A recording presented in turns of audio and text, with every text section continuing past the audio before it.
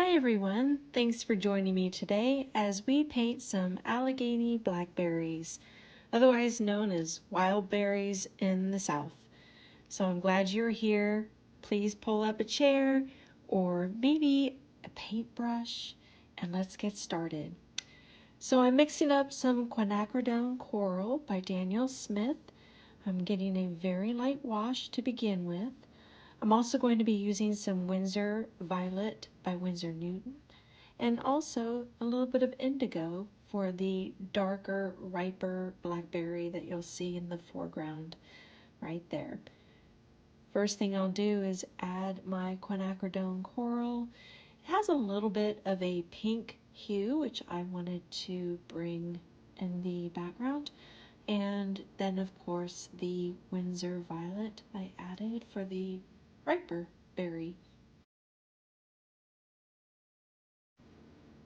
This is such a beautiful little plant. It gives such variety and food for so many different parts of our ecosystem, including us. I love the delicious blackberries that it offers after the summer's end.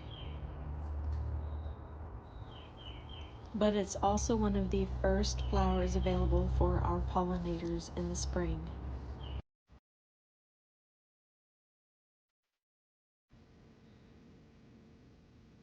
As I focus on each of the sections of the berries, I'm trying to leave a little highlight at the top, a little bit to the right of each of the circular part of the berries.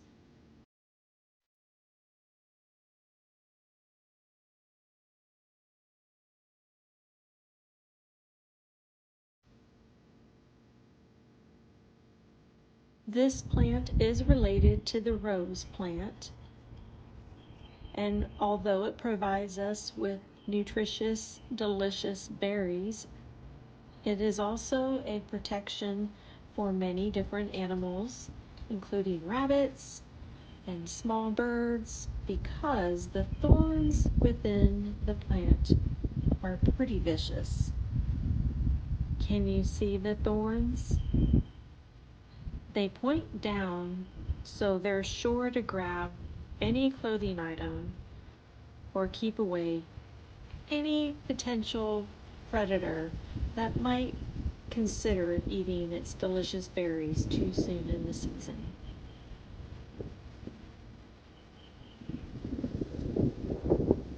Later in the season, I'll see deer, rabbit, and so many other animals come by and eat the delicious fruit it has to offer.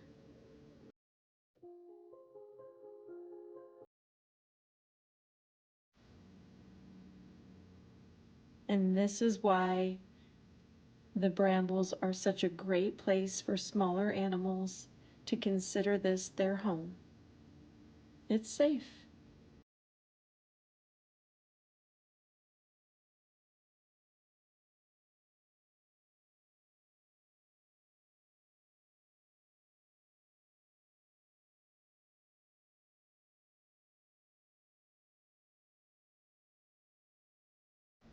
This berry is almost ready to be picked.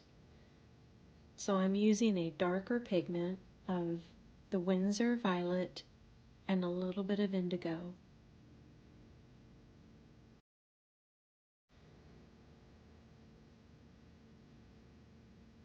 I'll space out the berry sections to allow each one to dry so it does not bleed into the one next to it.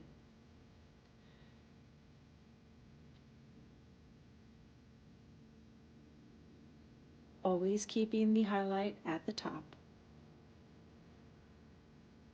I'm using a number 2 round.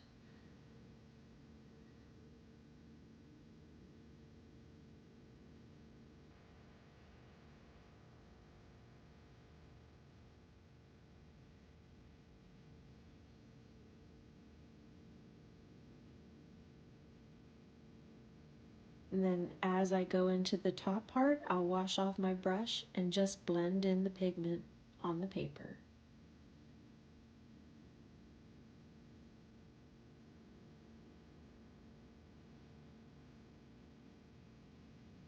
Once that's dried, I can come back in with a little bit more concentrated pigment, create that shadow, and allow the berries to show their curves.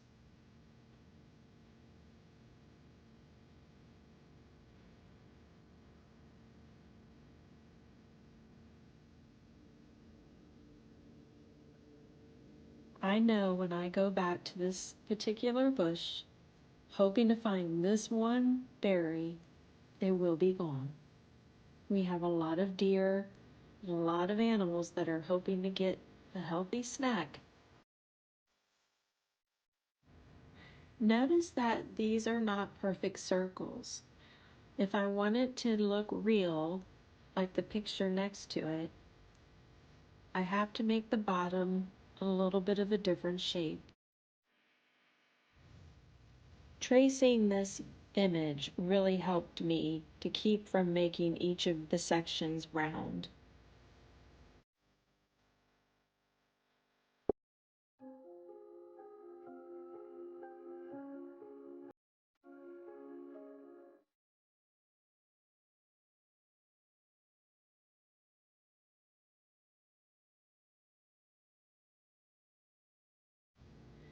Initially, I had highlights on the lower sections of the fruit, but I noticed that it didn't seem realistic. So I filled it in with a little bit more paint, and then I'll come back and lift some of that paint to give the lower sections some curve.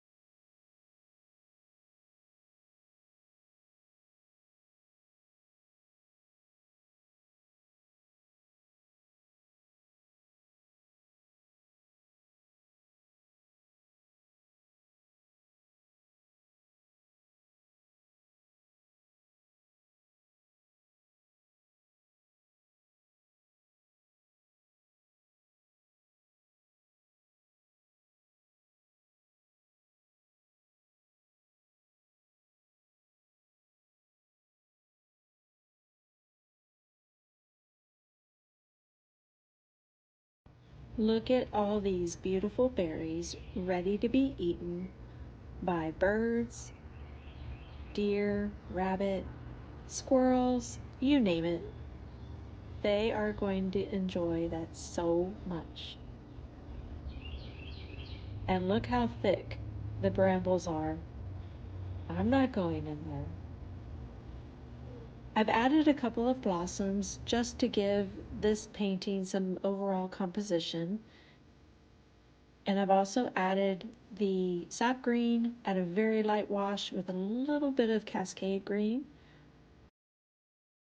And at the end, I will add the stamen on the blossoms, and that will finish our piece.